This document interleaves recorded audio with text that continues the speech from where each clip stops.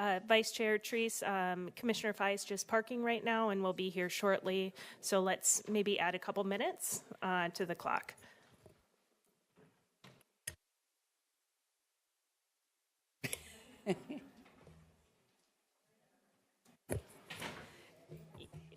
It's an exciting night in Hillsborough with the Tuesday market. So sometimes it takes a little bit more navigating to get here.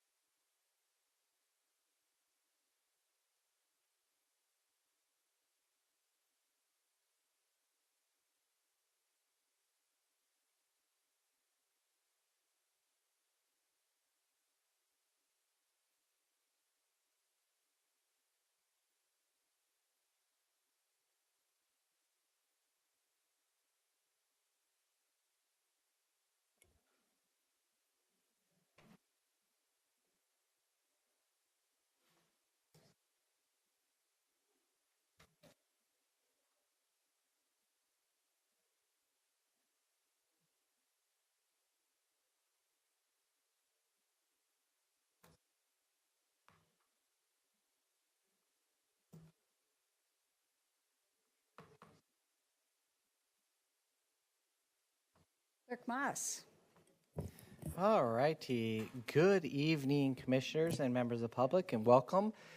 And over to you, Vice Chair Treese. Thank you, Clerk Moss, and good evening. It's nice to see everybody here tonight. Clerk Moss, will you please make the announcement and call roll? Certainly, Vice Chair.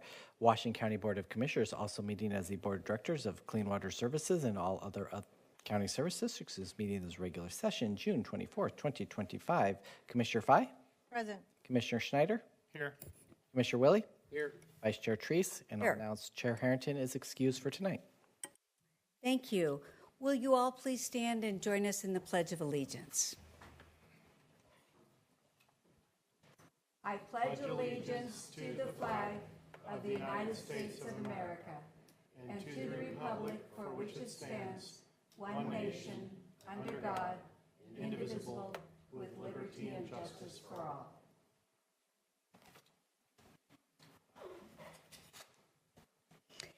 Thank you. And as we get started tonight, I would like to announce that I am moving the presentation item E1 before public communication. I'm moving it up to this time. So the board has a statement to read as part of this item. I will go ahead and start, and each of us are going to read a part of it. So, Commissioner Treese, may I recommend a friendly amendment since my position hasn't changed? May I read the first paragraph that you're going to read? I think we decided that the chair, vice chair, acting chair would read the first paragraph, and I think we were okay with that in work session. Yeah, I've been thinking about this, and since my position hasn't changed on this situation, this is the agenda item to rescind the equity resolution. I thought it might be best to come out of the commissioner that was not in support of rescinding the equity resolution. thank you, Commissioner Fye. I am happy. We can take a vote, though, and see if you want to. I'm happy to have you read the first piece, and I'll read the second piece. I would like to note, though, that there was no vote taken on rescinding the resolution. There was no position taken on that. In fact, it was delayed to tonight. So just for clarity, I want to make sure that everybody in the room understands that what happened last week, again, is that there was a proposal to rescind the equity resolution, and that was pulled from the agenda by agreement at the work session. So go ahead, Commissioner Fye. Okay, let me pull my. Thank you. We wanted to take a moment to address the community's concern with the agenda item that was pulled from the June 7. No. Yeah, there's a minor change. So hold on, let me pull up. This is why I wanted to get the right one. We have it in our email, so the printed version is incorrect. We have them. Okay, here's the statement from the board position about that agenda item. We wanted to take a moment to address the community's concern with the agenda item that was pulled from June 17th, 2025 Board of Commissioners agenda item G3. The purpose of the agenda item being considered was to meet new conditions included in federal grants and contracts. One aspect of that item was rescission of the county's equity resolution. We want to be clear, we will not be rescinding, revising, or amending this resolution. Thank you, Commissioner Fye.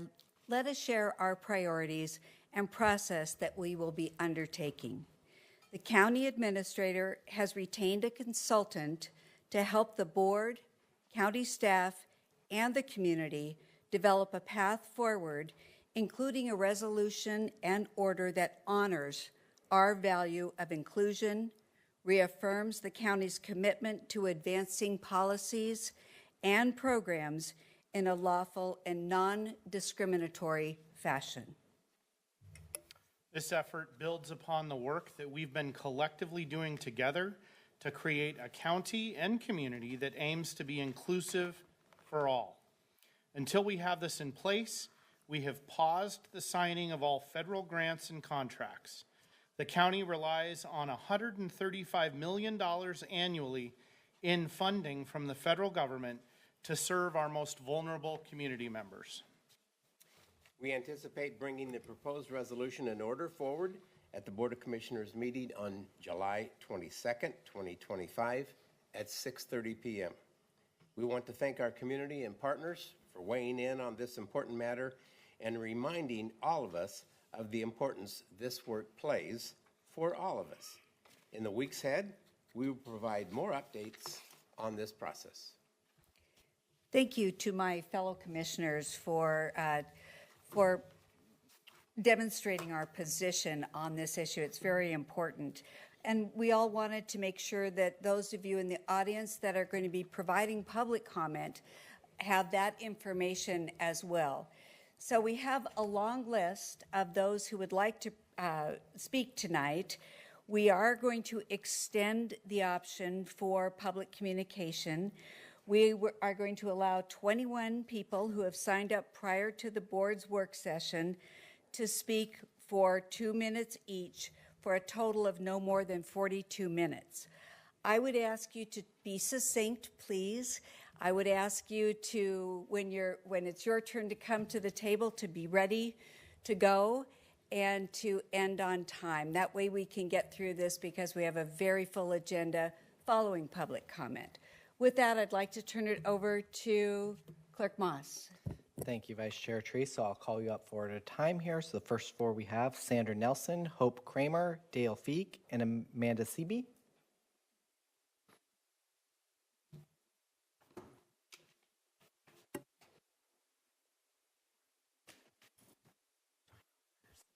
Go ahead, Ms. Nelson. Thank you. Good evening, Vice Chair Treese and Commissioners. My name's Sandra Nelson. I'm a resident of Washington County. I read through the item that was pulled from consideration last week, a resolution to ensure compliance with all local, state, and federal laws.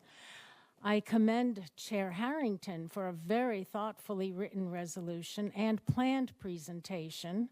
She acknowledged the extremely difficult choice before the board, compliance with the President's executive order resulting in the revocation of DEI policies and programs to gain access to federal funds versus noncompliance resulting in the loss of funds for critical services.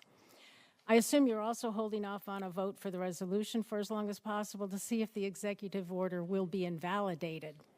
Don't know that. But if the order is upheld, it does not mean that those who are deeply involved in the DEI movement will now be discriminated against. I think it means that we will uphold a higher law, an acknowledgement that all people are created equal, that all people are entitled to the same rights of life, liberty, and the pursuit of happiness, and not at other people's expense or infringement of rights. Some people think that the removal of DEI rules is an attack on the identity of people who have put themselves under the protection of DEI. I confess I find that very sad. My hope is that each person grows strong enough in his identity that the government is not needed to support any faltering identities. My even greater hope is that each person will know that he is made in the image of God and is therefore very, very precious. Father in heaven, our board of directors clearly and rightly wants to be of and for all the people of Washington County, and the board also recognizes the necessity of compliance with laws it might not like. Please give our board wisdom and courage as they sort out the most important issues of the resolution. Thank you, Ms. In Nelson. Jesus' name, amen. Thank you very much. Ms. Kramer. Hello. The state of Oregon has staunchly opposed the anti-DEI tactics that Donald Trump has tried to institute. In fact, the state of Oregon is in a federal lawsuit with 19 other states opposing this action. I would really like to see Washington County support our state by standing by with the decision made at the state level and supporting that, by also not backing down on initiatives, DEI initiatives at the county level. I realize funding is at stake. I have personally founded a nonprofit organization called Hope Community Network to help unhoused folks in our community. So it eats at my heart to know that funding for those initiatives is at stake. However, I think that this push to remove DEI principles is a push towards an authoritarian government and a fall into fascism. I, for one, cannot tolerate that, and I hope our county commissioners cannot either. This is your opportunity to stand up against authoritarian rule and make the hard decisions. You're the politicians in place right now when times are tough, but it's time for you to get tough in response. We need you to make the kinds of decisions that didn't get made in Germany during the rise of fascism. We need you to stand up to tyranny. Otherwise, we could easily fall into a space that looks very much like Nazi Germany. If you ever wondered what you would have done during the rise of fascism in Germany, now is your chance to find out, because you're doing it right now. Thank you very much, Ms. Kramer. While I appreciate your support so we can move through this, you can do this, you can snap, but we'd like to move forward quickly. Thank you for your understanding here. Mr. Feek. Vice Chair and Presiding Officer Pam Treese and Commissioners, I'm Dale Feek. I already sent you an email. The title of that is, What I Fear Trump Will Do with His War. Centralize even more power and curtail even more civil liberties. You've already got that in front of you. And I'm quoting Robert Wright. One of his goals in writing this letter is to alert you and the dangers to our democracy so you can alert others, who then alert others, and by this means we enlarge and strengthen our bulwark against the tide of fascism. Wars pose particular challenges to democracy because nations at war often become more xenophobic and willing to give those in power extra leeway to protect the homeland. That's an underlying danger in Trump's war in Iran. Trump has already tried to use three pretexts to usurp power: terrorism, national emergency, and war itself, to justify his mass deportations, universal tariffs, and consolidations of power. And he has tried to use these again to gain legal legitimacy under laws that give presidents additional power when the nation is threatened. I fear, Robert Wright fears, that Trump's war with Iran will enable him to use these pretexts, terrorism, national emergency, and war, to further suppress dissent at home, narrow freedom of speech and expression, make warrantless searches and arrests of Americans, imprison opponents, and put more military in our streets. Please skip to terrorism. Please read that. Turn the page to 2, national emergency.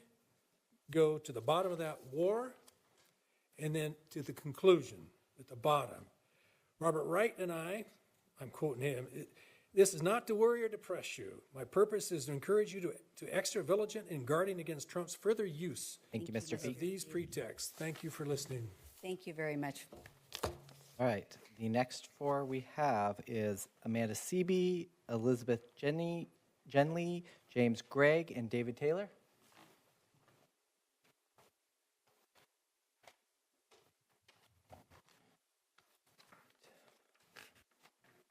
And filed Doug Renault and Dick Scouten will be the next 2. Is it Ms. Seeby? Is that correct? Madam Vice Chair, Commissioners, I am Elizabeth Genley. I live in Forest Grove, and I represent Indivisible Forest Grove. Last Saturday, for No King's Day, more than 600 of us turned out peacefully to speak up for our rights and the rule of law. Support from passing motorists was phenomenal. We appreciate that the tabled compliance resolution and today's statement speak to protection of essential services for all people of Washington County without regard to race, ethnicity, gender identity, religious beliefs, sexual orientation, or disability. However, we fear the tabled resolution was also intended to appease the Trump administration's negative obsession with DEI. Consider the experience of Columbia University, which faced a similar threat: get rid of DEI programs or lose your federal funds. They complied, and the response? Another list of appalling demands. Appeasing bullies and authoritarians simply does not achieve the hoped-for results. Appeasers are simply seen as doormats and walked on. Here, if they perceive the county as giving in on DEI, what if they then demand we ban all DEI books from our libraries or attack our sheriff for not participating in ICE raids? These may happen anyway, sadly, but giving in to the first demand will not make them less likely. Instead, we support Commissioner Fai's entire letter as published in the Hillsborough Herald, including her call for development of a resolution that firmly supports the county's role in providing fair treatment and equal protection. We are proud of your work toward progressive and dignified policies. We expect, even in these difficult times, that Washington County's progressive norms will remain intact. Thank you. Thank you, Ms. Grenley. Is it Mr. Taylor? Is that correct? Mr. Gregg? Mr. Taylor? Mr. Renault? Mr. Renault. Sorry. My apologies. That's okay. Good evening, commissioners and community members. Thank you all for being here. Thank you for your statement this evening. However, like our previous commenter, I do have some questions, and I don't know if anyone will be answering any of these this evening, but I look forward to hearing the answers nonetheless. My first question is, who is the consultant who has been brought on to help draft this new proposal? I'm very curious who that person is going to be. I'm also very curious what kind of community engagement you are expecting to solicit in this process. I appreciate in your statement that you want community engagement in that process, and I hope that you are all sincere in that. Another thing, in response to our first community speaker tonight, DEI initiatives and programs are extraordinarily important. And while God may believe that every person is precious, the United States government and our society at large don't always seem as thoroughly convinced of that.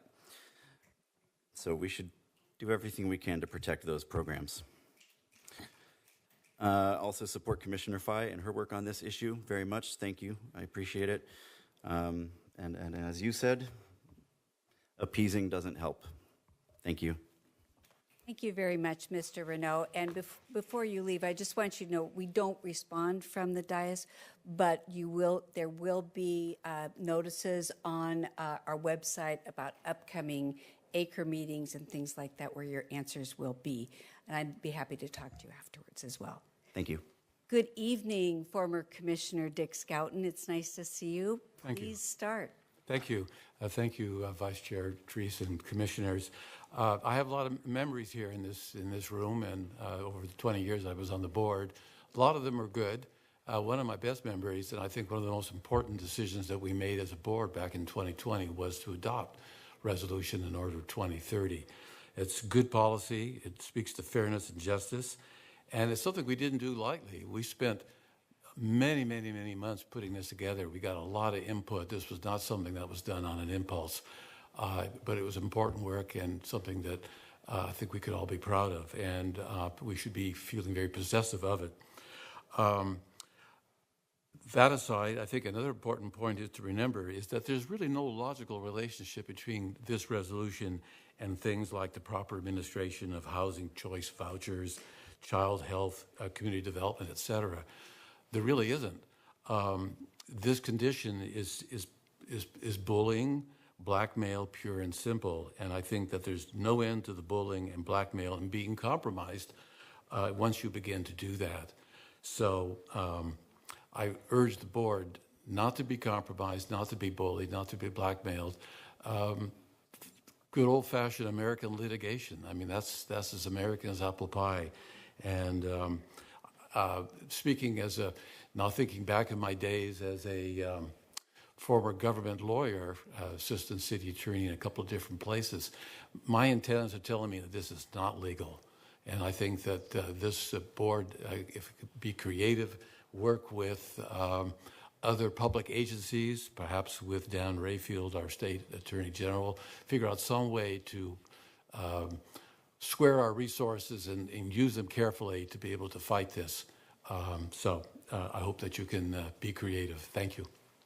Thank you, former Commissioner Dick Scouten. It's nice seeing all of you. Appreciate it. Come back every 5 years.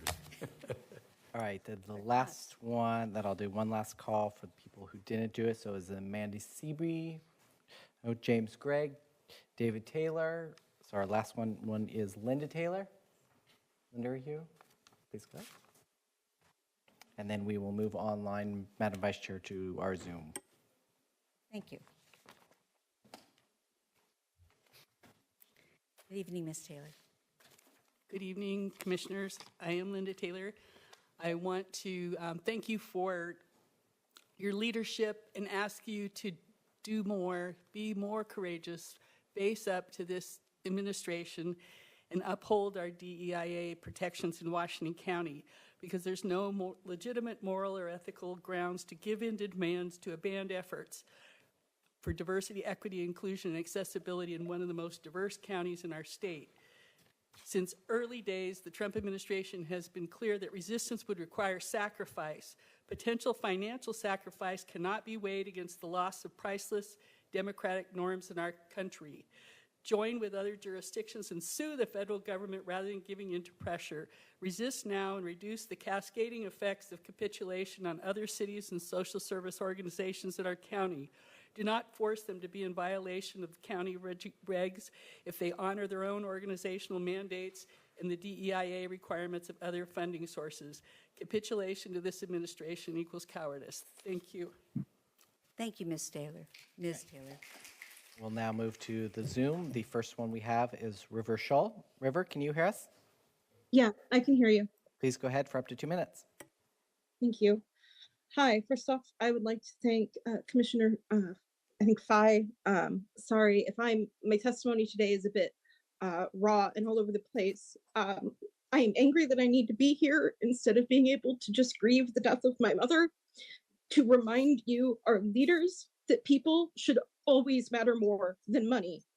But if morality is not something that matters to you, then let me remind you of two facts. Appeasement to a bully does not work. All you need to do is look at how Trump continues to demand more and more from Columbia University and all of the law firms that bent the knee. Two, you will face accountability. If millions of Americans, including tens of thousands of your community members marching on No King's Day wasn't enough, then look at the fact that Target has admitted that the boycott caused by them cutting their DEIA policies has contributed to their current poor financial situation, and that the law firms that capitulated to Trump have not only lost important contracts such as Microsoft and McDonald's, but also many skilled lawyers. Ask yourself how much business revenue you're willing to lose, how many community partnerships you are willing to forego, how many residents and their tax revenue you are willing to send fleeing to a place with courage just for an appeasement that will fail to help this community. Right now, if you choose courage, we will fight with you. But if you choose appeasement, then from now until we vote you out of office, we will fight you every step of the way. Thank you. Thank you, Ms. Shaw. Next, we have Lucy Simmons. Lucy, can you hear us? Yes. Please go ahead for up to 2 minutes. Good afternoon, Board of County Commissioners. For the record, my name is Lucy Simmons, and I'm the Outreach Coordinator at Home Plate Youth Services. For more than 20 years, Home Plate has been the only organization in Washington County providing both street outreach and age-appropriate drop-in services for youth experiencing homelessness. Today, I'm asking you to stand with your community by refusing to comply with illegal anti-DEI executive orders. These orders push a dangerous and false narrative that DEI work somehow conflicts with civil rights law, and truth, equity, and inclusion are the very foundation of those rights. From my perspective, since January, our team has had more conversations with youth contemplating suicide than in the past several years combined.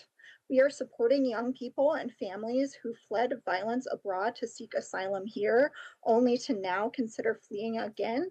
As one youth told us, quote, "I am doomed," political talking point. That is a real person here in this community feeling hopeless. And that rise in fear isn't random. It's directly tied to hateful rhetoric coming from the federal level. And because of the diversity of the youth that we serve, 1 in 10 of the youth that we saw last year identified as transgender or non-binary. The majority identified as BIPOC, with fully 1/3 identifying as Latina. Complying with these orders will not shield Washington County from federal scrutiny. That pressure is already here. It is not going away, but it will deepen a growing sense of fear and abandonment among our most vulnerable neighbors. You have the chance to choose courage over compliance. I urge you to stand in solidarity and affirm clearly and publicly that diversity, equity, inclusion, and accessibility are not only legal, they are vital. Thank you. Thank you. We really need to move on. I would appreciate it. Thank you. Right, next, Madam Vice Chair, we have Maggie Myers. Maggie, can you hear us? Yes. Please go ahead for up to 2 minutes. Okay, so I originally signed up to speak out about the county's proposal to rescind the DEI resolution. In light of the decision that was made earlier today, I would like to amend my testimony and say thank you to the board for listening to the community and for doing the right thing. I know the decision to cut DEI is being framed as necessary by many people right now, but we as citizens and voters know that what that really amounts to is fear and acquiescence to political pressure. With the current administration trying to force local governments to give in to fascist ideology, it is more important than ever for our local leaders to be brave and fight this administration where it counts at the state, city, and county level. And for us, that fight starts with keeping DEI in Washington County. So I'm glad to hear that there will be more work. And we will be here as a community to both support and hold the board accountable for its next steps in working with the community. I believe in us as a community, and I believe we have the ability to maintain a resolution that upholds our values and makes our county a safe, equitable, and welcoming place for everyone. Thank you. Thank you, Ms. Myers. Madam Vice Chair, I do not see the others who signed up online, so that would conclude our public comment. Thank you very much. And thank you to all of you who provided testimony tonight. And thank you to all of you for allowing us to move quickly. I do appreciate that as well. So this concludes our first public comment section. Our next item is the consent agenda. Ms. Angie, can you provide an update on the amended agenda, please? Yes, thank you, Vice Chair Treese. So we have amended the agenda this evening and added item D23. D23 is the transfer of child support services from the county to the state. And so this is an IGA. Staff have been working with the state, and this is an emergency item so that we can reflect that these services are occurring at the state level versus the county level moving forward. Thank you, Ms. Angie. So moving forward with the consent agenda, we have one set of minutes from CWS, Clean Water Services. We have 5 items from Clean Water Services. We have 2 items from Fleet Facilities and Parks. We have 3 items from Juvenile. We have 3 from Health and Human Services, 4 from LUT, 1 from Finance, and 1 from the CAO office. Does any commissioner wish to pull anything from the consent agenda? Can I just clarify the mechanics of getting item D23 on the agenda? Did the county administrators report on that? Is that the extent of what we need to do, or do we need to suspend a rule to be able to do that? So thank you for that question, Commissioner Snyder, and for members of the public. This item is a very last-minute item. Last minute, and the staff had raised this to the board this afternoon during work session.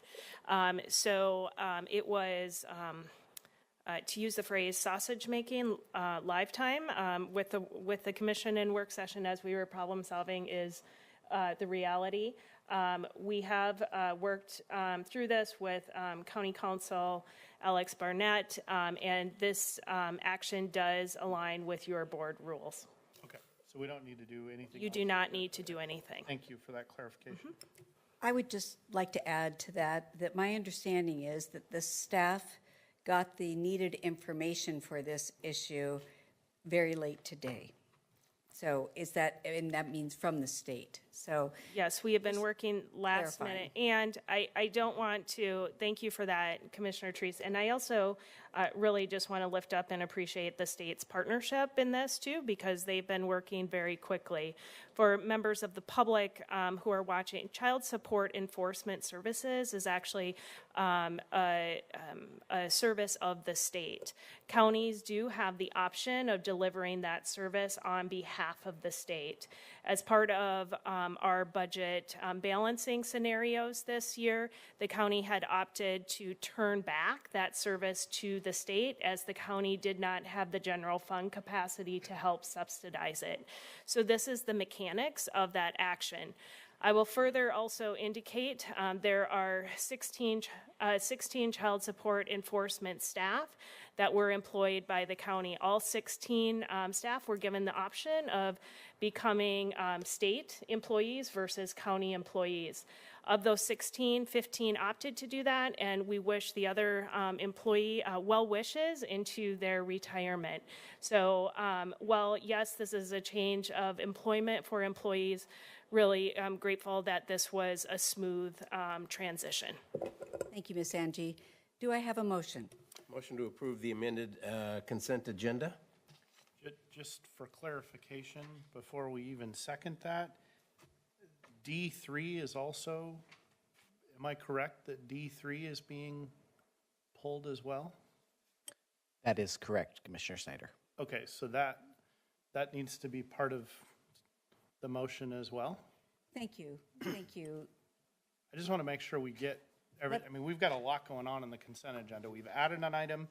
2 were pulled before tonight. 1 was pulled 5 minutes before the meeting started. There's a lot going on there. Let me clarify one statement here, please. For tonight's consent agenda, we have 20 items.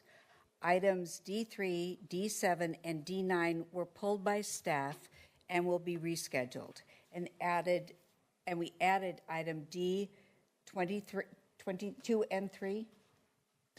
Yes. 23. Yes. Got it. As mentioned by CAO Angie. So that should provide clarity, and I apologize for not delineating that earlier. So we have a motion. Do we have a second? All those in favor? Thank you. All right, I appreciate that. It was a unanimous vote to approve the consent agenda. We are now going to move to public hearings. We have 4 public hearings for this evening. The first comes from Clean Water Services, consideration of a resolution, consideration of a resolution and order modifying reimbursement resolution and order 23-10 and establishing the final reimbursement charge for Southwest Bull Mountain Road, Nemarnik, Roshak, the sanitary sewer reimbursement district project number 7251. We have Rick Shanley, who is going to be our acting CEO and general manager of Clean Water Services, to present with his team, correct? Actually, Vice Chair, I'm happy to introduce Jeff Hart and Steve Choate. They'll be presenting tonight. Great, thank you.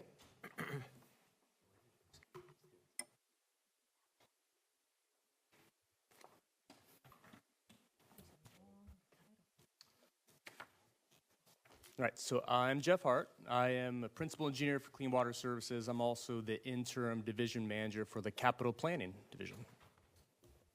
I'm Steve Choate, project manager in the capital planning and working with the LAD and RD projects.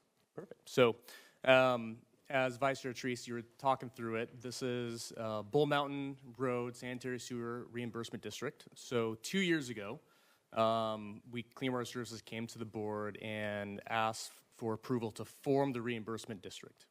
And what this is for is up on Bull Mountain Road, there are properties that were on septic and trying to get them set up to be on sewer. There it goes.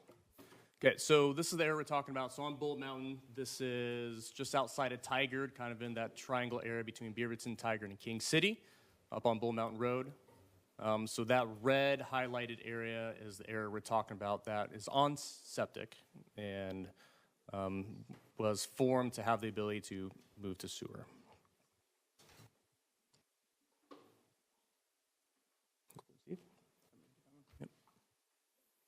So the district was formed with 4 benefiting properties, and we have what we call offsite, which you can see is the 200,099, which is what it takes to get up to the point where we can benefit the property owners. And the qualifying project costs came in at 186,162, which was pretty within 10% of what we originally had estimated. Perfect. So it breaks down the cost distribution. So with the 4 lots, the reimbursement charge of $46,540, and again, that is within $870 or so of what we originally estimated for the property owners. There is an early connection incentive of the $89.64, and so if the property owners take advantage of that, their net connection cost is $37,576. So I think that was pretty spot on. So you said within $800 of the original estimate that 2 years ago, we came to get approved to form the reimbursement district. So the owner options, if they connect within the first year, that's when they're eligible for the early connection incentive, which will help them out tremendously. And then the private plumbing finance is also available if they do connect within the first year. They can defer the connection. There's no time limit on connection on a reimbursement district.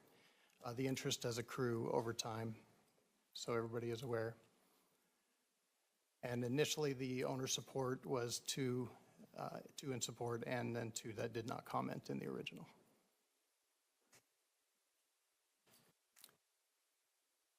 Okay. Any questions? Thank you for your presentation. Are there questions from the board? Commissioner Fye. Thank you, Vice Chair Treese. When I was prepping for this material, I was hoping I didn't get a couple of slides, and I was hoping that I would understand it when you were presenting, but I don't think I quite followed. So I'm wondering if you could go back to the slides that talked about the Bull Mountain Community Plan, the one that had the map. The slide, okay, now go, okay, you were on the right slide, actually, go back. That one I followed, your explanation. But I don't think I quite followed the reimbursement district boundary, the 4 benefited properties. Could you point that out? Is it all the red ones, and then how do they? You can't, that's right. Not when you shoot it up there. Yeah. Do you want to try to explain that, what we're looking at here? Yeah, I apologize. Looks like the highlights of the properties didn't show up very well, but the existing sewer lines are the red lines. So at the lower left, you can see where we extend out with a light blue line. And that is the one that is called the offsite, that corresponds with the offsite costs. Then it turns into the dark blue line, which is the qualifying project cost. That's where it was extended for the property owners. So right there, it's 3 property owners on the right of that, and the one on the left of that are the benefiting properties. Right, so you can see with the red lines there that a majority of those lots have the ability to connect to sewer, are already connected to sewer. It's just those 4 there that didn't have that ability. Okay, all right, thank you. Are there further questions? No questions. I would like to open a public hearing and ask Clerk Moss if anyone wishes to testify. Thank you, Vice Chair Treese. I did not see anyone sign up in advance of the meeting. Would any member in the auditorium wish to provide public comments, public hearing, as you've heard from staff? Just raise your hands, start coming forward. Not seeing any in the room. Would any member via Zoom wish to provide public comment on this public hearing, as you've heard? Give you just a moment to utilize the raise hand function. Not seeing any hands. Madam Vice Chair. Thank you, Clerk Moss. I will close the public hearing, and I would like to ask for a motion and second to adopt the attached resolution and order establishing the final reimbursement charges for the Bull Mountain Road, Nemaarnik-Roshak Sanitary Sewer Reimbursement District, or the Reimbursement District. So moved. Is there a second? I'll second, but I also want to make a brief comment, which we didn't. I'm sorry. That's okay. We didn't. Was this just completed in the last couple months? I feel like I drove this every day I was coming here in the morning for like a 4 or 5 month period. Is that the right project? Like it finished maybe a month ago? That is correct. Okay. I have the exact date if you would like that.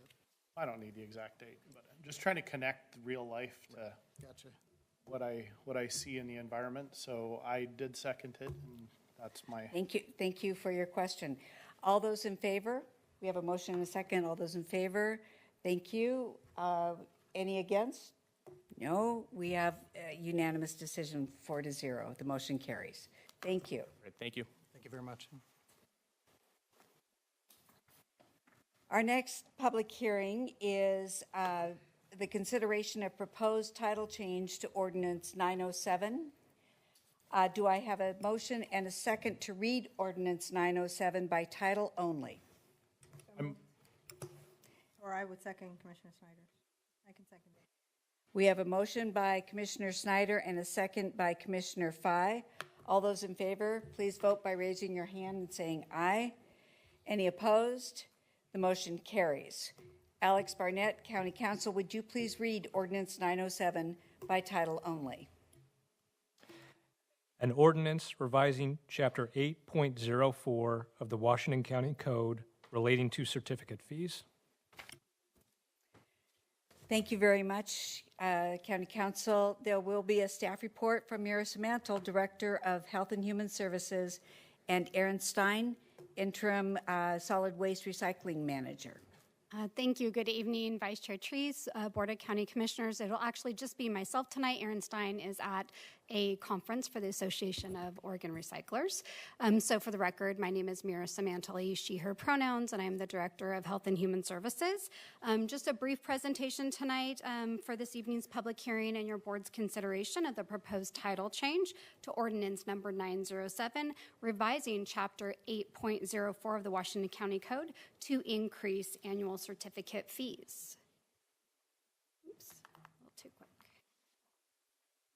Okay, so as part of the county's fiscal year 25-26 budget adopted by our board just last week on June 17th, the Department of Health and Human Services proposed an increase to the annual certificate fee collected quarterly from garbage and recycling collection companies, which currently hold a certificate to provide service within unincorporated Washington County.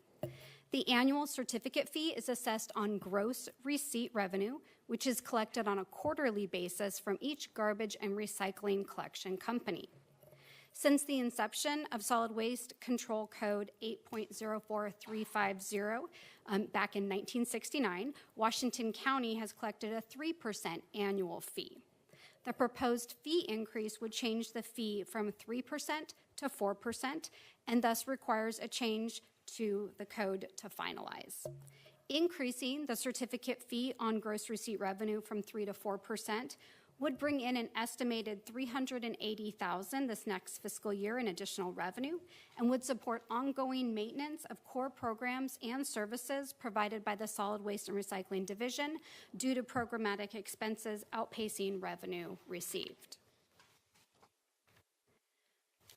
So acknowledging that an increase in certificate fee impacts those who use our garbage and recycling system, Solid Waste and Recycling staff highlighted the impacts of this change as part of their annual rate review findings and came before your board on June 3rd during work session and also subsequently on June 17th during your regular board meeting. Staff's initial assessment anticipates that the average single-family household would see an increase of about 18 cents per month on their bill as a result of the proposed change. If the certificate fee is increased to 4%, unincorporated Washington County would still maintain one of the lowest fees assessed on gross receipts in the metro region because most comparable local governments are assessed at about 5%. So the goal is to implement this code change in tandem with your board-approved rate adjustments as a result of our 2024 annual rate review process. Approved rate changes and the requested Washington County Code 8.04.350 code change would go into effect on August 1st. So in closing, staff does request that the Washington County Board of County Commissioners hold a public hearing and adopt the change to Washington County Code 8.04.350 as set forth in Exhibit A of the resolution and order to become effective on August 1st. And that concludes the staff report. Thank you very much, Ms. Mantel. Are there questions from the board on the presentation? We had a very thorough work session on this, so thank you for that. Yes. So at this point, what I'd like to do is open a public hearing. Clerk Moss, do we have anyone that wishes to testify? Thank you, Vice Chair. Is there anyone in the auditorium that would like to testify on this public hearing? As you've heard the staff report, give you a moment to raise your hand, start coming forward. Not seeing any in the room. Would any member online via Zoom wish to provide public comment on this public hearing? Give you just a moment to utilize the raise hand function. Not seeing any hands. Madam Vice Chair. Thank you very much. I would like to close the public hearing. Do we have a motion and a second to adopt the ordinance 907? So moved. Second. Is there any discussion? No discussion. I'd like to call for a vote by roll call. Clerk Moss? Certainly, Madam Vice Chair. Commissioner Fye? Aye. Commissioner Willie? Yes. Commissioner Snyder? Yes. Vice Chair Treese? Yes. The motion carries 4-0. Thank you. Thank you very much. The next public hearing is to consider the replacement of the local option library levy for fiscal year 2026-27 through fiscal year 2030-31 and adopt ballot title and explanatory statement. Aaron Calvert and Philip Bransford, Communications Officer, will make the presentation. I see Mr. Bransford here, and I see Aaron in the back for questions. So please go ahead. Thank you, Madam Vice Chair, Board of Commissioners. For the record, Philip Bransford, Communications Officer, he, him pronouns. And I am here in place of our outstanding library manager, Lisa Tattersall, who's enjoying much earned leave this week. So I'll do my best to try to fill those large shoes. Staff are here today to request that the board adopt a resolution and order with its accompanying ballot title and explanatory statement exhibits, calling for a replacement levy to support, I should probably advance this, calling for a replacement levy to support countywide library services on the November 4th, 2025 ballot. The resolution and order, ballot title, and explanatory statements are included in your board packet along with the preliminary library levy proposal. Libraries are Washington County's living rooms. Public libraries create a sense of social connection and offer lifelong learning and development, preparing children for school and fostering a strong workforce in our county. Libraries are a beloved community asset and deliver vital services in a time of increasingly complex community needs. The library levy provides critical funding for our cooperative library system in Washington County. Public library service is delivered in partnership among our county, 9 cities, 3 nonprofit organizations. WCCLS is a department of the county and provides funding, support services, and critical infrastructure to link these interdependently operated libraries into one countywide system that is available to all residents. The current library levy provides 45% of revenue for WCCLS in fiscal year 2024-25, and the remainder of WCCLS's funding is a transfer from the county's general fund, which is determined through the annual budgeting process that your board has just concluded. The current levy rate is 22 cents per 1,000 of assessed value, and the current levy expires June 2026. The library levy proposal recommends replacing the current 22-cent levy with a 15-cent increase, so that would go from 22 cents to 37 cents per 1,000 of assessed value. The new levy, if referred by your board, would be on the ballot in November, like we mentioned, of this year, and if it is approved by voters would be effective July 2026 and run through June 2031. Thank you. Okay. Oh, I have more, though, Madam Chair. Please go ahead. The proposed library levy replacement would help maintain and provide access to core services, including reading and learning support for kids and teens, including homework help for their students, central services that effectively link libraries together so users can borrow collections and reserve materials for pickup at their nearest library, open hours and access to books and materials for everyone in the community, children's reading events, including story times for babies, toddlers, and preschoolers. So the financials look like this. The library local option levy, for your consideration, recommends a levy replacement rate of 37 cents per 1,000 of assessed value, which is an increase of 15 cents, as we mentioned, over the 22-cent current rate. The estimates, this estimates the total 5-year revenue at $188.9 million, and estimates that the first-year revenue for FY 2026-27 to be about $34.7 million. For the average homeowner in Washington County, the first year's estimated levy cost, so that first year of the new levy's life, would be about $129, and the estimated monthly cost of the first year's levy would, for that same average homeowner, would be about $10.75.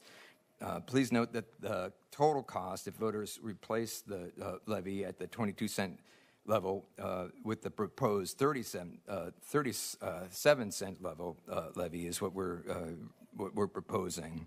The annual increase, therefore, in cost for the average homeowner would be about $54 per year, or an additional $4.55. So $54 per year would be that increase, that incremental difference between the 22-cent current rate and the 37-cent rate. So with that, board staff are coming to you for direction this evening. Does the board wish to adopt the library local option levy ballot title and explanatory statement, and direct staff to place this measure before the voters at the November 4th, 2025 election? Thank you, Mr. Bransford. Are there any questions? Seeing none, I'd like to open a public hearing. Thank you, Vice Chair Treese. I did not see anyone sign up in advance for this public hearing. Is there any member in the auditorium? Mr. Feek?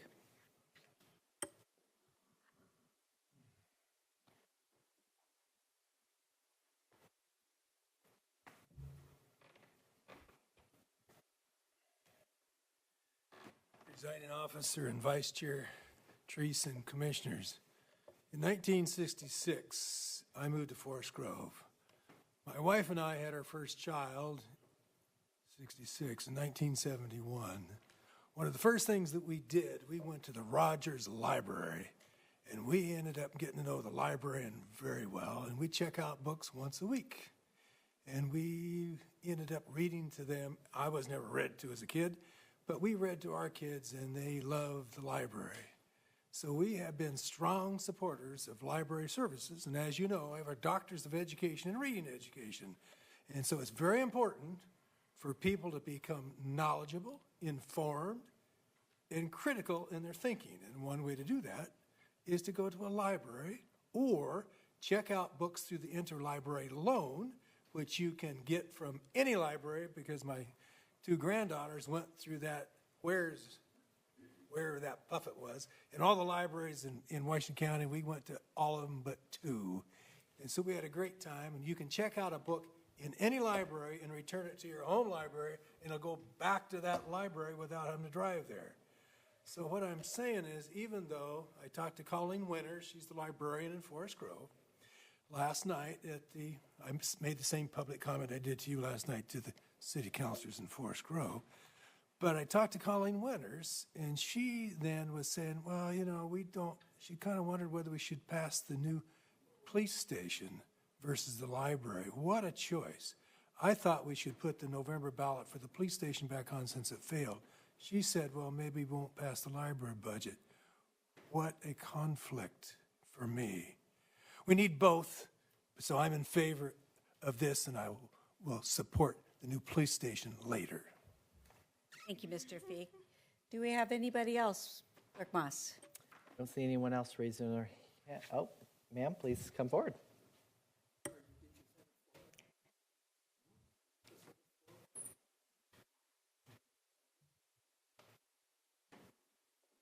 Good evening. My name's Erin Rasmussen, and I live in Beaverton, and my kids and I are really proud supporters of the library, heavy library users. They use the youth services. They're fantastic. I was listening really carefully to the change in numbers because I'm budget conscious like everybody else, and I'm really in support of this. I think it's a great idea, and I think that, at least for my household, it'd be affordable change. Thank you very much for your testimony, Ms. Rasmussen.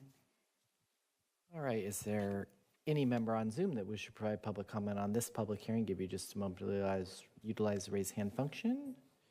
Not seeing any hands, Madam Vice Chair. Thank you. I will close the public hearing, and I would like to ask for a motion for and a second to adopt. I'll give you time to talk. And second, to adopt a resolution and order with its accompanying ballot title and explanatory statement exhibits that call for a November 4th, 2025 election regarding the Washington County Cooperative Library Services proposal for a 5-year local option levy, fiscal year 2026-27 to fiscal year 2030-31. Do I have a motion? So move. Second. I thought about beating him to that motion since you worked on this levy, So- Commissioner. Do we have discussion? Yes, we have a motion and a second. So yes. Mr. Feek, I'd like you to respond to your librarian to give her the book Good to Great by Jim Collins. It's a little bit old, but he talks about the tyranny of the or as the enemy of yes. And the purpose is that we need to not be thinking about things of one or the other. We need to always be looking at how do we get to yes. And that would be my comment to not only supporting the library levy, but supporting the police station in Forest Grove. Thank you. Any other comments? It's a yes and. A yes and. I don't have further comment. We've spent a lot of time on this topic. I am ready to move forward. I have one last comment, and that is that I appreciate the amount of work that everyone has done in bringing this levy forward. There are many hours spent and lots of thought and heart that went into designing this levy. So I thank all of our staff and the people that worked on this. With that, I'd like to take a vote. All those in favor of this motion, please raise your hand. Thank you very much. Any opposed? It's unanimous. Thank you very much for your vote. All right. So the motion carries, and our next hearing is to consider the replacement of the public safety local option levy for fiscal year 2026-27 through fiscal year 2030-31, and review and adopt ballot title and explanatory statement. Aaron Calvert will now be our Assistant County Administrator, will now present by PowerPoint. Thank you. Thank you. Good evening, Vice Chair Treese and Commissioners. My name for the record is Aaron Calvert, one of the Assistant County Administrators, and I'm here today to request that the Board adopt a resolution in order with the accompanying ballot title and explanatory statement calling for a replacement to the current public safety local option levy on the November 4th, 2025 ballot. The resolution in order, ballot title, and explanatory statement are included in your board packet along with the preliminary public safety proposal. The Public Safety Local Option Levy provides critical funding to the Sheriff's Office, District Attorney's Office, Community Corrections, and Juvenile Services. Each of these departments plays a distinct but interdependent roles in maintaining public safety in the community. Of course, they are part of a complex and interconnected system that extends beyond the traditional image of law enforcement. A well-functioning public safety system requires coordinated support across all components to ensure that justice is timely and responsive to the needs of our growing community. In this fiscal year, the current levy provides about 16% of the revenue for the criminal justice system. The current levy rate of 47 cents per $1,000 of assessed value and the current levy will expire in June of 2026. The public safety levy proposal recommends replacing the current 47-cent levy with a 19-cent increase to 66 cents per $1,000 of assessed value. The new levy, if referred by your board to be on the ballot in November of 2025, and if approved by voters, would be effective July of 2026 through June of 2031. The proposed public safety levy would help maintain and enhance a range of countywide public safety services that include investigating and prosecuting theft, car theft, break-ins and graffiti, prosecuting child abuse and child pornography cases, combating the impact of deadly drugs like fentanyl and dismantling drug trafficking organizations, preventing domestic violence and expanding emergency assistance for victims harmed by it, fully funding the jail to keep those with more dangerous charges in court-ordered custody, and preventing crime with mental health response team, job training, employment, and addiction services to keep youth and adults from returning to the justice system. The rate of 47 cents. This estimates a total 5-year revenue at $329.3 million, and estimates that the first year of revenue for fiscal year 26-27 at $60.5 million. For the average homeowner in Washington County, the first year's estimated levy cost would be around $230, and the estimated monthly cost in the first year for that same average homeowner would be about $19.17. And just to note again that this is the total cost. If voters vote to replace the 47-cent levy with the proposed homeowner would be just over $71. Hold a public hearing and wish to adopt the public safety local option levy ballot title and explanatory statement and direct staff to place this measure before voters on the November 4th, 2025 ballot. Thank you. Thank you, Ms. Calvert. Are there any questions? Seeing no questions, I would like to open a public hearing. Clerk Moss, do we have anyone who wishes to testify? I did not see anyone sign up in advance of the meeting. Would any member in the auditorium wish to provide public comment on this public hearing? As you've heard from staff, just give you a moment to raise your hand, start coming forward. Not seeing any in the room. Would any member via Zoom wish to provide public comment on this public hearing? Give you just a moment to utilize the raise hand function. Not seeing any hands, Madam Vice Chair. Thank you, Clerk Moss. I will close the public hearing. And I would like to ask for a motion and second to adopt a resolution and order with its accompanying ballot title and explanatory statement exhibits that call for a November 4th, 2025 election regarding the proposal for a 5-year public safety local option levy fiscal year 2026-27 to fiscal year 2030-31.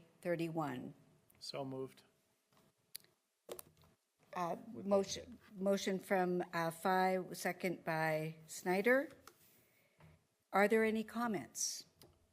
I would like to just speak about, I personally was more involved as one of the two commissioners working on this, and I know I really had to be brought up to speed a little bit by the team.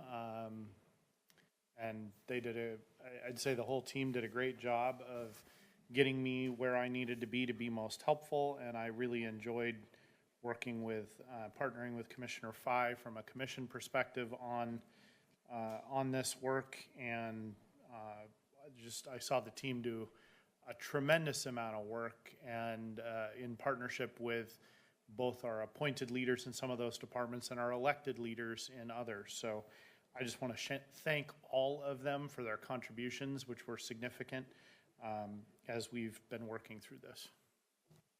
Thank you, Commissioner Snyder. Any other comments? Yeah, Commissioner I'll Phi? jump in here and express my gratitude. I don't have any questions.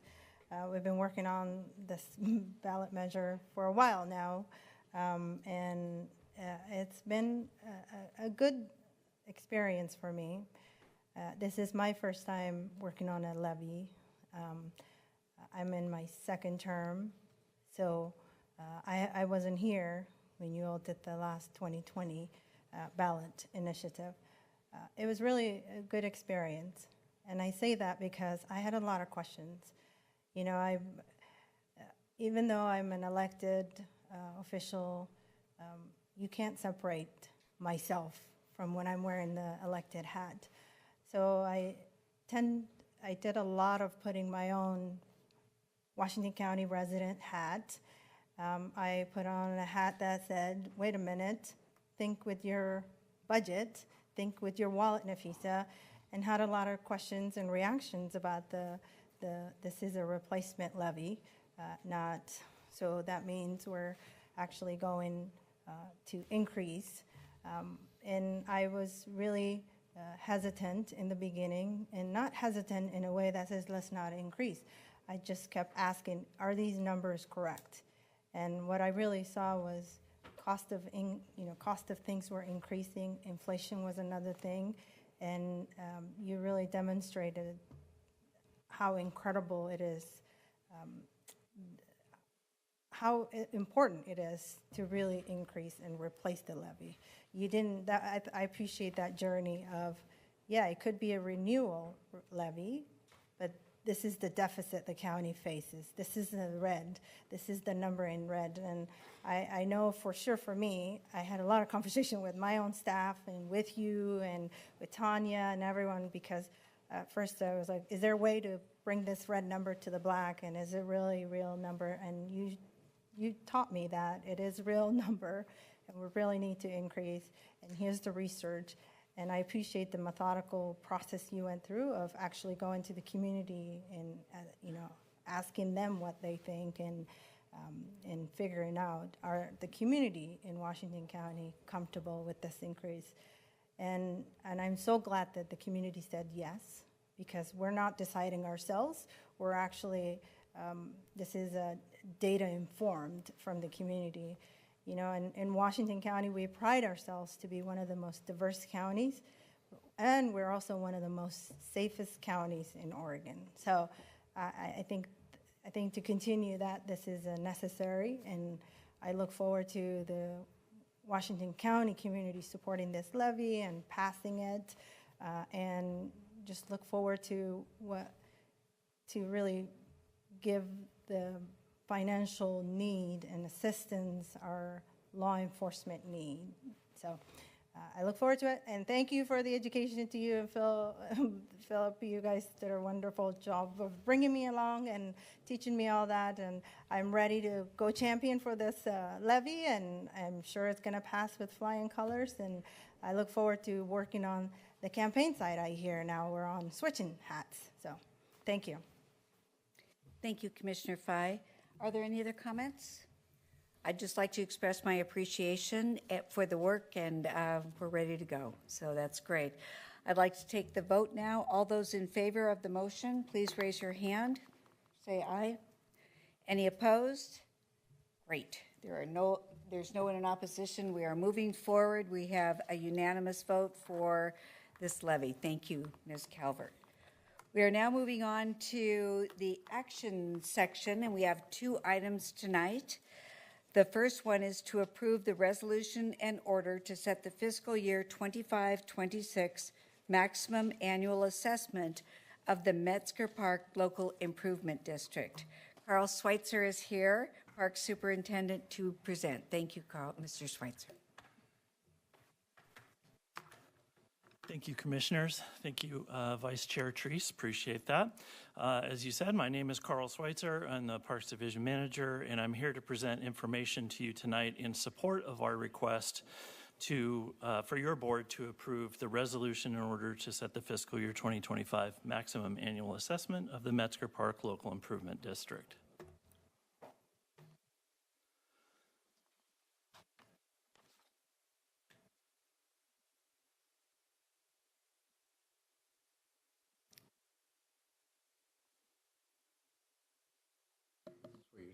Have a few slides for you shortly. This is where you go. Nah, nah,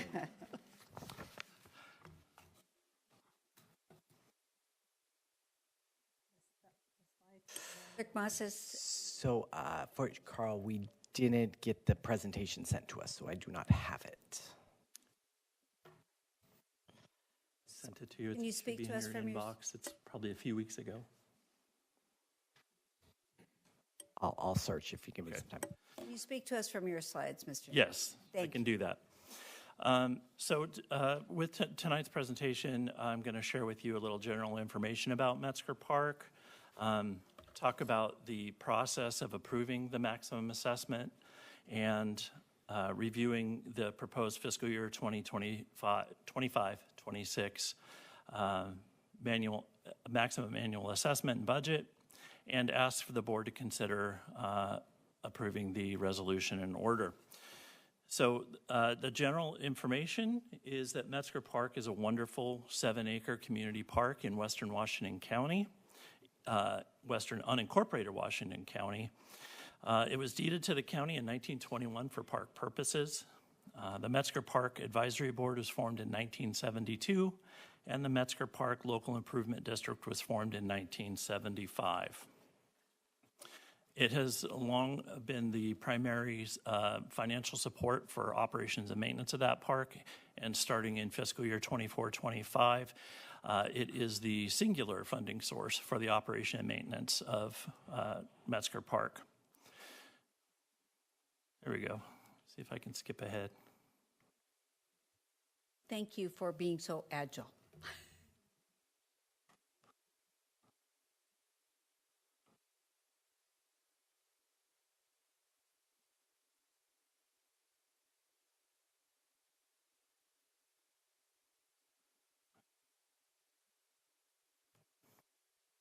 Get to the right slide here. I'm moving it, Carl, so you just tell me which one. Oh, thank you. Slide number 3, 4. Thank you. This is the boundary of the Metzger Park Local Improvement District. You can see in green there that it is centered, Metzger Park, which is centered with the Local Improvement District. Next slide, please.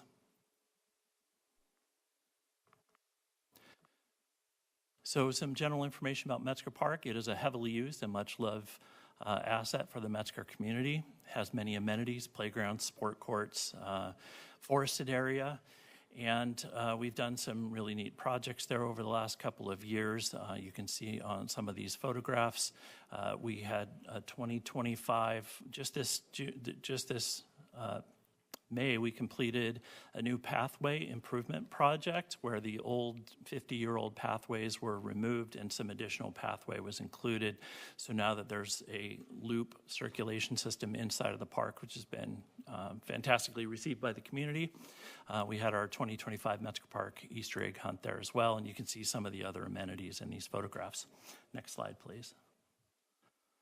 Another project I thought I'd mention really quickly is we had a great partnership with Tualatin Soil and Water Conservation District on developing a native plant demonstration garden at Metzger Park. You can see the before and after. It actually is more grown up than that now, but in the future it will be a beautiful place for the community to learn about native plantings and maybe replicate that in their own backyard. So Metzger Park is a vibrant place that's warm and welcoming. Next slide, please.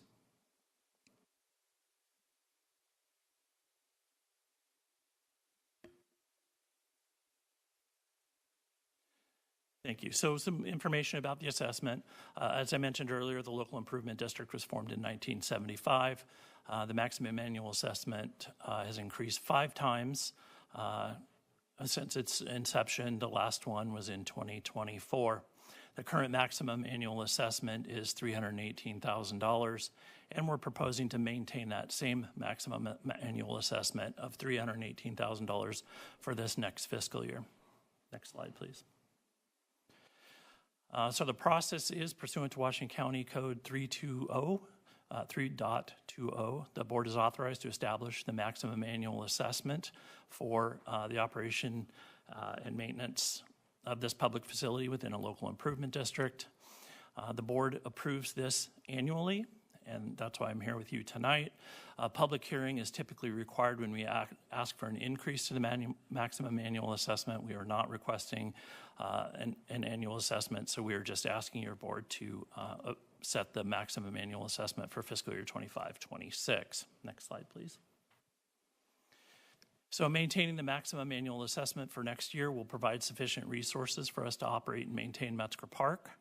You can see the numbers on the right. I won't read through all of those, but with that maximum assessment being held constant, that with some resources that we have in the fund balance can pay for the next year's operations and maintenance of the park. That will change. We will probably, next time you see me on this subject, we will probably be talking about an increase to the maximum assessment. But with these resources, we believe we can adequately operate and maintain the park. The materials and supplies number from 24-25 as high as it is there because of that path project or something else? Thank you. Good question. Yes. So the number in blue up there that you're referring to shows an additional $200,000 that we moved from the fund balance into our operating balance to accomplish that pathway project. Next slide, please. So I'm happy to answer any questions you might have about the maximum assessment. Otherwise, ask for your consideration on approval of the resolution in order to set the 25-26 maximum annual assessment of the Metzger Park Local Improvement District. Thank you, Mr. Schweitzer. Do we have any additional questions? Questions at all? I move to approve the resolution in order to set the fiscal year 2025-26 maximum annual assessment of the Metzger Park Local Improvement District. Second. Thank you very much for the motion and the second. Is there any discussion? All those in favor, please raise your hands or say aye. Thank you very much. It was unanimous, 4-0.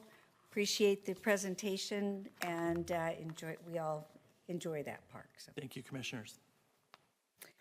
So our next action item is to accept the Salary Commission report for Chair and Commissioners' salaries for 2025, 26, and 26-27. Faisal Azim and Madia Amjad, and please correct my pronunciation. Madiha, thank you very much, are here along with Aaron Calvert for the presentation. And even before we get started, I do want to express my appreciation, and I'm certain the appreciation of the board for the work that you did on this project. And we really appreciate the fact that you stood up as community members and professionals to provide us with this. Thank you. Good evening, Vice Chair Trees and Commissioners. Once again, my name is Erin Calvert, and I'm one of the Assistant County Administrators, and actually I'm filling in for Ann Ober, another Assistant County Administrator tonight who is on a well-deserved vacation this week. I'm pleased to join the Chair and Vice Chair of the Salary Commission tonight.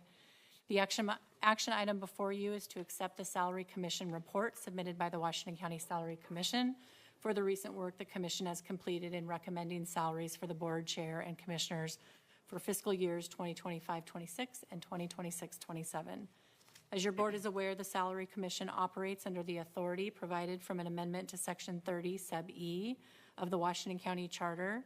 This amendment established an independent salary commission consisting up to 5 qualified human resource professionals to determine county commissioner salaries.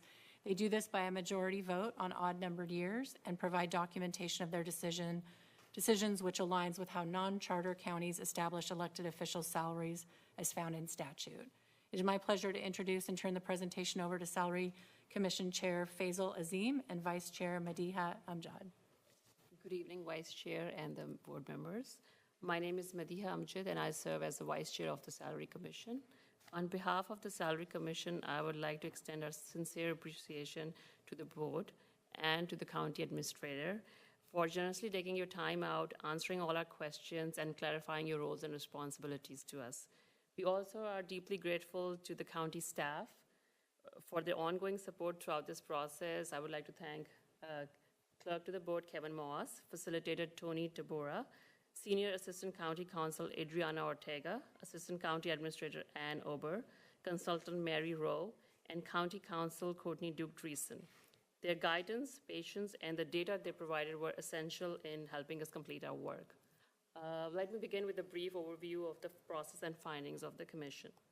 The Commission's primary goal was to ensure that the salaries are determined in a manner that is fair, transparent, and objective. And to that end, we reviewed the findings of the previous 2 Washington County salary reports and conducted our own independent interviews with county leadership. These interviews were helpful in deepening our understanding of the scope of work and responsibilities of the board. In evaluating potential sources for salary comparison, the Commission considered both internal and external data. One of our key deliberations was whether internal employee salaries offered a suitable basis for comparison. After a thorough evaluation of the responsibilities of the board in relation to the internal county employees, the Commission unanimously concluded that the internal comparators were not appropriate for this purpose.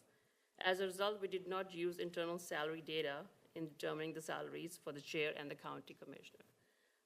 At this point, I'll invite the chair of the Salary Commission to present the final salary recommendation and additional context regarding the Commission's decision-making process. Thank you. Thanks, Madiha Amjad, and thanks, Erin, for the introduction. Good evening, Board of Commissions. My name is Faisal Azim, and I served as the chair of this year's Salary Commission. Continuing on the process that we followed, for potential external salary comparators, the Salary Commission considered using counties similar to Washington County in population, budgets, and geographical location. Counties from Idaho and California were ruled out due to wider cost of living and demographic differences. We focused on counties in Oregon and Washington with similar population, specifically within 60% of or below, 60% below or above the Washington County's population. Mr. Azim, did you want to forward the slide? Yes, can we go to page 15 of the report? I believe that you have the clicker. Oh, perfect. Oh, thank you, Kevin. Thank you so much. So, talking about the external comparators, so after review, the final counties that were selected were Clackamas, Lane, Marion, and Multnomah counties in Oregon, and Pierce, Snohomish, and Spokane counties in Washington. Thurston County and Clark counties were not included due to either being too small or not having full-time counselors. We also looked at the cities for potential comparators and decided to include City of Portland in our comparator, primarily because of the size similarities, as well as the service scope, which was very similar to the unincorporated areas of Washington County. We also considered other local cities like Beaverton, Hillsborough, and Tigard, but decided not to include them because of their smaller size. This commission also chose to apply geographical cost of living adjustment, something that the past Washington County commissions had not done. This adjustment was based on the freely available public data for the cost of living. The Salary Commission also concluded that the chair's role is broader and should command a higher salary than the other commissioners. After deliberation, the Salary Commission felt that the appropriate salary of the chair is 10% above the salaries of the other board commissioners. This happens to match the recommendation of the previous Salary Commissions.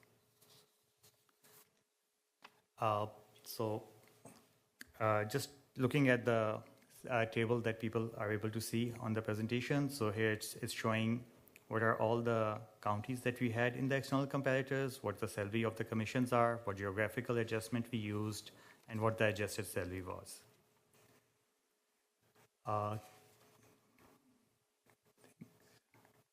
Can we go to page 4 of the report for the actual recommendation? So,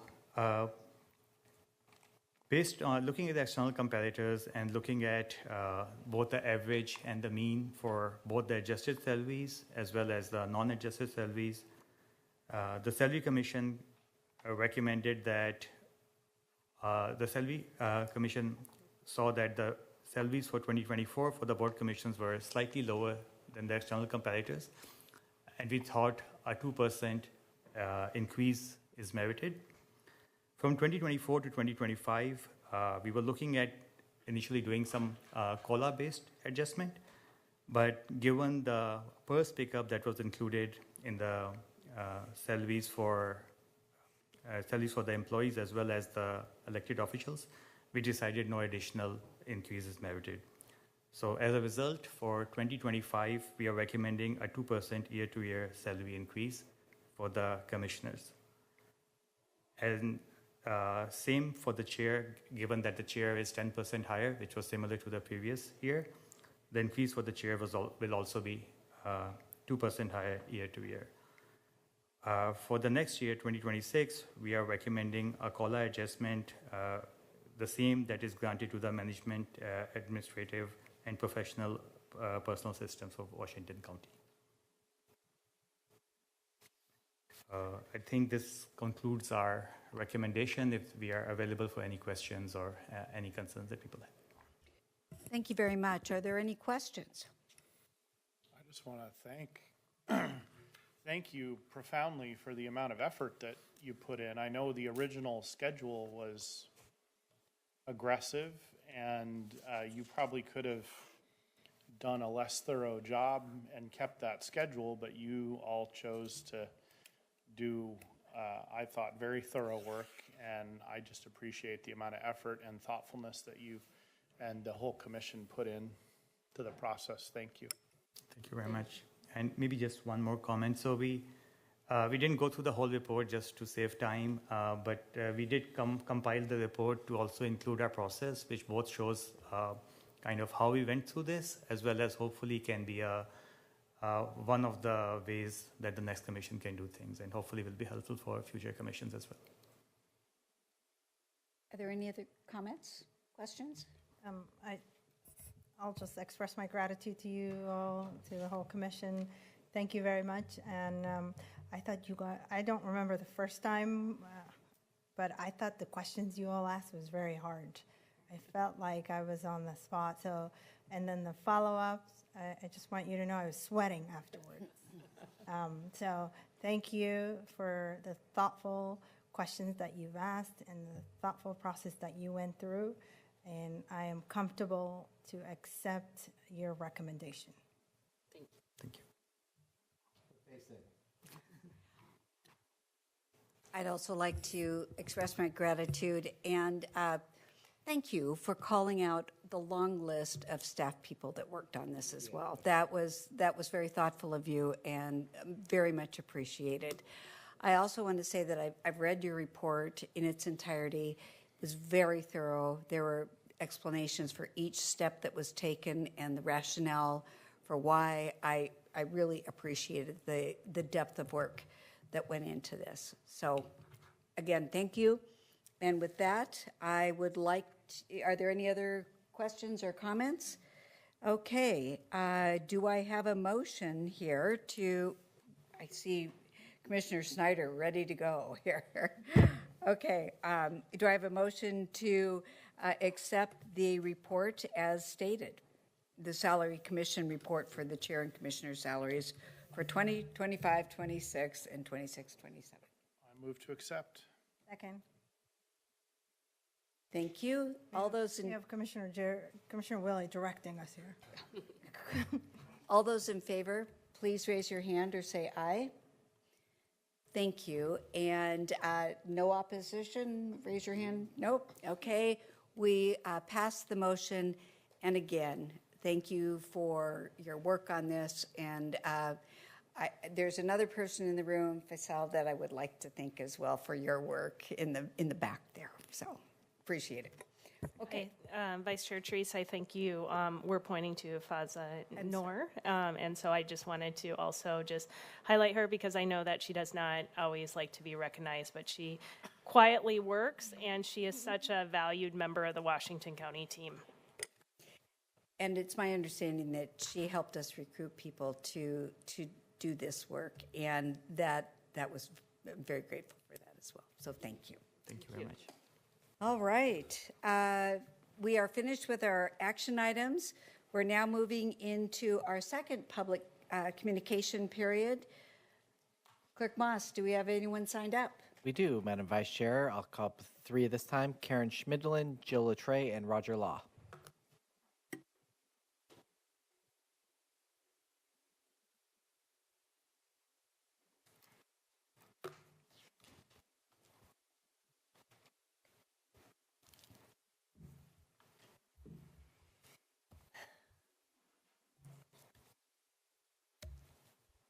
Good evening, Vice Chair and Commissioners. My name is Karen Schmidlin, longtime resident of Banks, Oregon. Tonight, I'd like to bring your attention to a recent hearing before the House Permanent Select Committee on Intelligence in Washington, D.C., held on March 26th of this year. The story was covered in several articles, which I've included one for you, the entire article from the Epoch Times by Eva Fu on 6/19/25, but I'll just cover the highlights. The Select Committee has requested an investigation. On June 16th of this year, some documents were declassified, and those documents are the basis of this story. It turns out that just a few months prior to the 2020 election, the FBI found out that 20,000 fake U.S. driver's licenses being sent from China were intercepted by U.S. Customs and Border Protection. So they alerted the pertinent federal agencies, and then all of a sudden the FBI recalled the advisory and directed the file to be destroyed. The current FBI director says the documents detail, quote, alarming allegations. Specifically, these include allegations of plans for the CCP, that is the Chinese Communist Party, to manufacture fake driver's licenses and to ship them to the U.S. for the purpose of facilitating fraudulent mail-in ballots, allegations that, while substantiated, were abruptly recalled and never disclosed to the public. The Customs and Border Protection Agency said at the time that the fake IDs could lead to identity theft and endanger critical U.S. infrastructure. This would allow for tens of thousands of otherwise ineligible people to cast fraudulent votes. In August 2020, on CBS's Face the Nation news program, then White House National Security Advisor Robert O'Brien said that the Chinese state-linked hackers were targeting U.S. election infrastructure. So, now we know that at least 20,000 fake driver's licenses were seized, but how many more got through? How many came to Washington County? Did anyone in the Washington County Elections Office even hear about this? Probably not, because the advisory was recalled, quite possibly due to corruption at a high level. Did the Secretary of State know? Same as above, probably not. These are the type of things that need to be addressed by the Washington County, by you. Let's think about this for a minute. The CCP is targeting our elections, and we know they're sending thousands of fake IDs into our country. Now, in states where they vote in person, the CCP is going to pay thousands of dollars, or is the CCP going to pay thousands of people to go out and vote at the elections office with fake IDs? That would be difficult, expensive, and pretty risky when you think about it. That's a lot of people. Why not just go to a vote-by-mail state like Oregon, where one person could be able to register hundreds of fake IDs, of fake ID voters? How hard would that be? From page 5 of the Oregon Vote-by-Mail Manual, determining voter qualifications as it pertains to residential address, new registrations or updates, ORS, blah, blah, blah. Number 3, after receiving a complete registration card, the county elections official must determine if the voter is qualified to register to vote.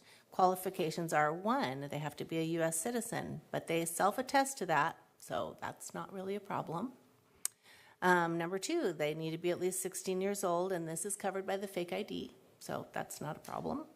Number 3, they must be an Oregon resident, also covered by the fake ID.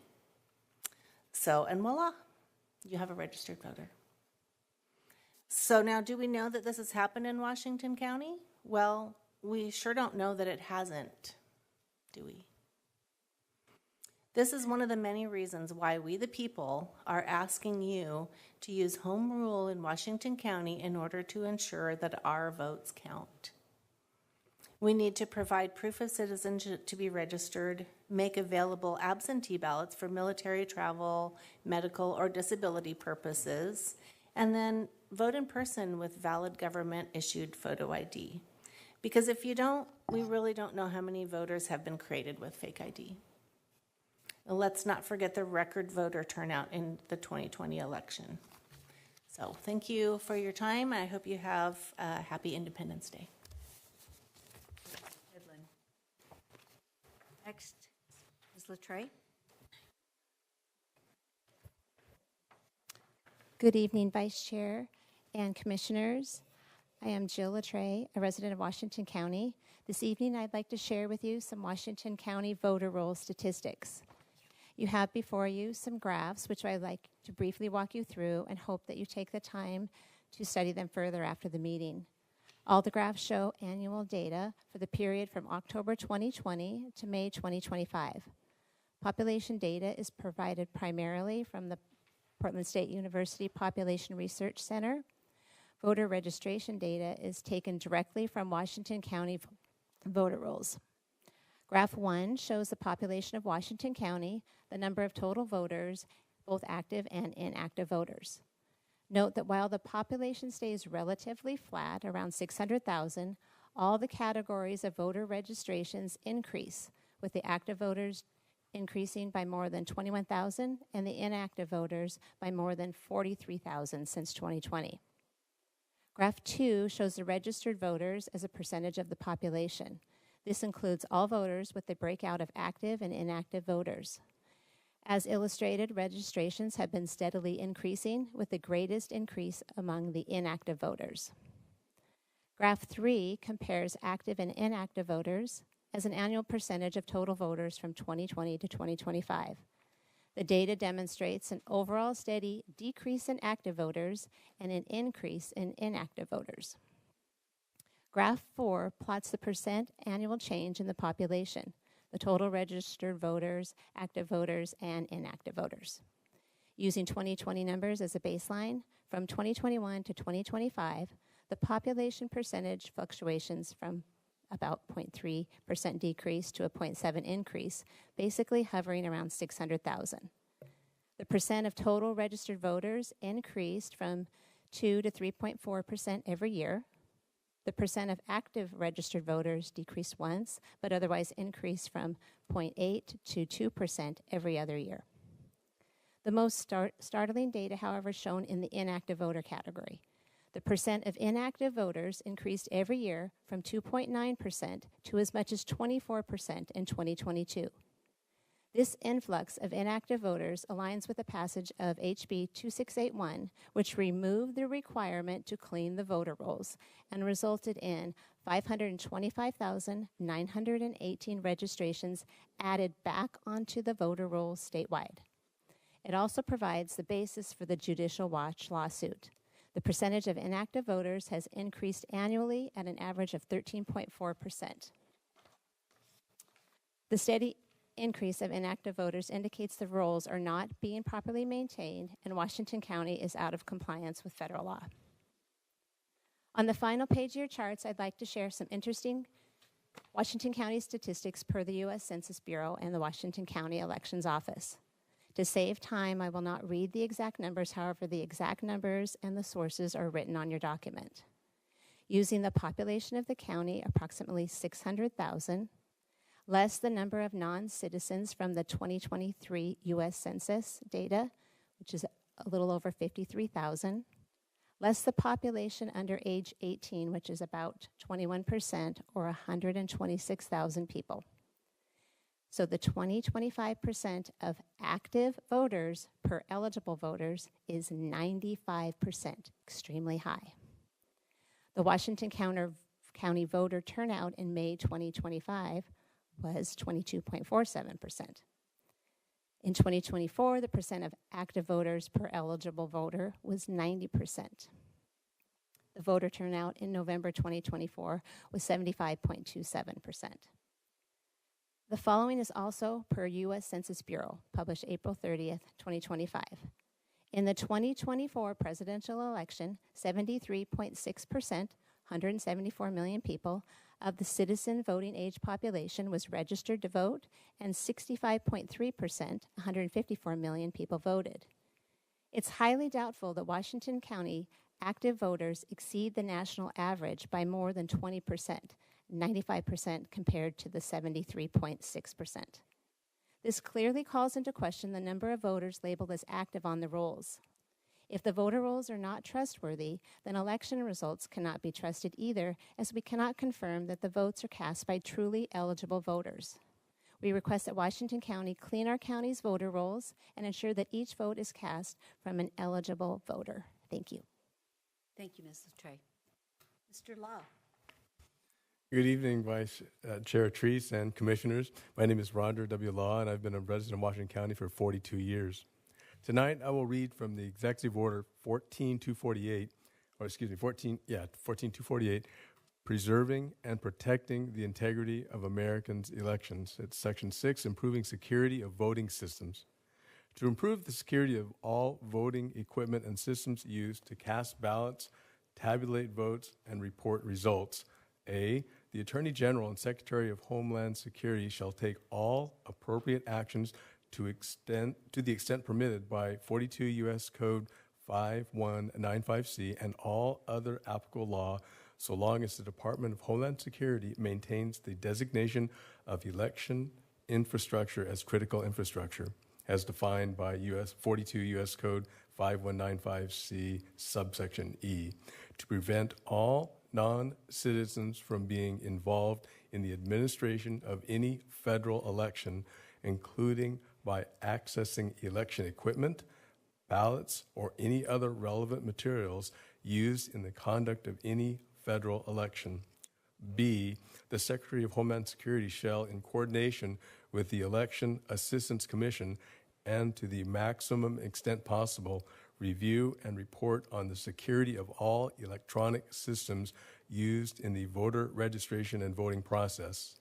The Secretary of Homeland Security, as the head of the designated Sector Risk Management Agency under 6 U.S. Code 6523A, in coordination with the Election Assistance Commission, shall assess the security of all such systems to the extent they are connected to or integrated into the Internet and report on the risk of such systems being compromised through malicious software and unauthorized intrusions into the system. We look forward to our county improving the security of our voting systems.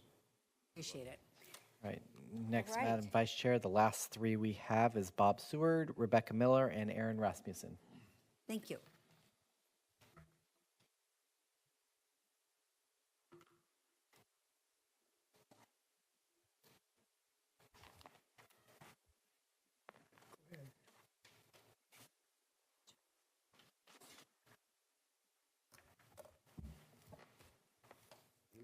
Please go ahead. Ladies first. I think you were called first. Yes. Oh, okay, I'm up. Yes, please. Okay. Thank you for the opportunity to speak before you. Last time I was here, I had a sign that said medical science has established that cutting Medicaid to millions will mean thousands of deaths. And I didn't bring the sign, no, because you're not supposed to have a sign. But I want to elaborate on that a little bit. In 2014, the Affordable Care Act was passed. And as part of that act, 24 states got Medicaid. The medical 24 states refused the Medicaid. The medical community was horrified. They knew that people would suffer and some would die, but they didn't have any proof. So history moved along, and some enterprising scientists at Harvard decided to study this. Let's look at the mortality in the states that took the Medicaid and the states that refused it. Because the argument was, oh, they can always go to the emergency room. Nobody will get hurt. So what they did is they compared the states that took Medicaid and the states that didn't. Guess what? They found thousands of deaths in the states that did not take the Medicaid. For instance, in Florida, they estimate 2,000 people died a year. In Texas, 3,000 died a year. What these studies do is they lay rest the argument they can always go to the emergency room. All states have emergency rooms. But they can, the thing that was different was some of the states that accepted Medicaid and some didn't. So that's one argument that the Republicans are going to make. They can always go to the emergency room. We scientifically have proven they can go to the emergency room, but there's still going to be increased mortality in those states.